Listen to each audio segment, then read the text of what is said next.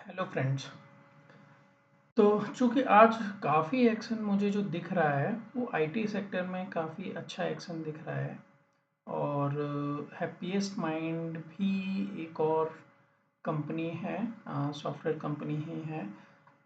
ये एक समय में अ, अशोक सूटा जी जो थे माइंडट्री से, उन्होंने निकल के हैप्पीएस्ट माइंड बनाई थी।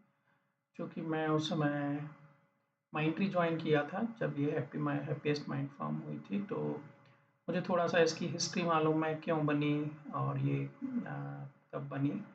तो और ये भी एक mid size IT software company है बैंगलोर में।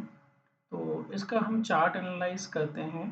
तो अगर यहाँ पे देखें कि ये शेयर भी बहुत लंबे समय से गिरता आ रहा था और ₹304 का इसने लो बनाया है। अगर आप देखें तो ये शेयर जो है बहुत लंबे समय से, अशोक सूटा की तबीयत खराब हुई एंड आई थिंक वहाँ से शेयर जो है वो बहुत एक लंबे समय से, अगर आप देखो तो काफ़ी अच्छा इसने हाई बनाया था 1400-1500 रुपये का। आप देखिए कि इसका 1500 रुपये का हाई है और 1500 रुपये से जब ये शेयर गिरना चालू हुआ, यहाँ इसका डेथ क्रॉस बना और फिर उसके बाद अगर देखिए तो ये शेयर बराबर गिरता ही, थोड़ा अप मूव आया है लेकिन वहाँ से बराबर गिरता ही गया है एंड फाइनली अब इस शेयर में आप सोचिए जिसने 1000-1500 पे ख़रीदा होगा उसकी क्या हालत होगी।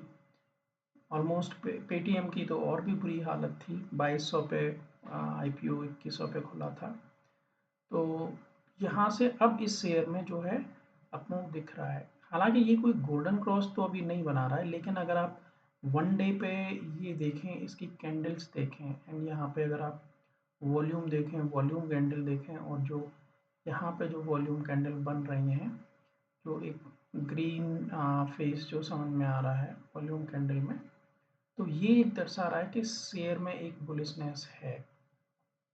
अब सारी आईटी कंपनियां जो है एआई के चलते हुए इम्पैक्टेड हैं, तो ये भी इम्पैक्ट हो सकता है और भी बहुत सारी चीज़ें हो सकती हैं।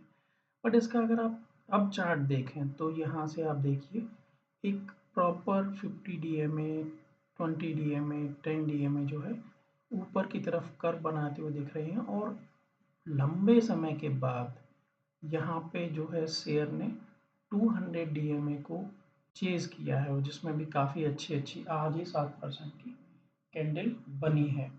तो इसलिए मैं इस शेयर को पिक करना चाह रहा हूँ, क्योंकि अभी इसमें कोई गोल्डन क्रॉस तो नहीं है। हालाँकि जब 2200 डीएमए को क्रॉस करोगी तो एक स्लाइट कंफर्मेशन मिलता है कि शेयर बुलिश है और ये भी बहुत लंबे अंतराल के बाद। तो अगर गोल्डन क्रॉस बनता है और अगर यहाँ पे कोई मतलब अनवांटेड इवेंट नहीं होती है आईटी सेक्टर में जो एआई के चलते हुए अभी हो जा रही है, तो देखना पड़ेगा। बट इस शेयर में आपको ये भी देखना पड़ेगा कि ये एक प्रॉपर रेजिस्टेंस है। आप देखिए शेयर यहाँ से मूव करके 455 तक गया और वो जस्ट विक बन गई और उसके बाद फिर यहाँ से शेयर जो है 350 340 का लो बनाया है।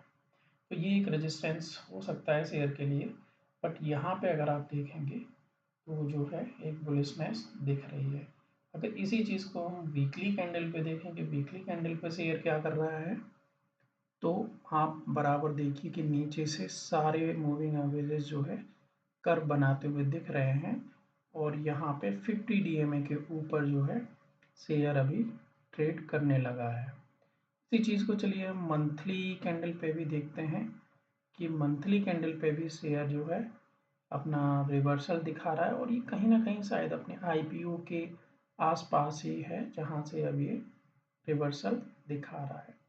तो मेबी ये शेयर लॉन्ग टर्म में बहुत अ, अच्छा करे, बट अभी आईटी में अनसर्टेनिटी बनी हुई है एआई के चलते हुए। तो मैं फिर से बता दूँ, मेरा कोई बाई और सेल का रिकमेंडेशन नहीं है किसी भी शेयर में।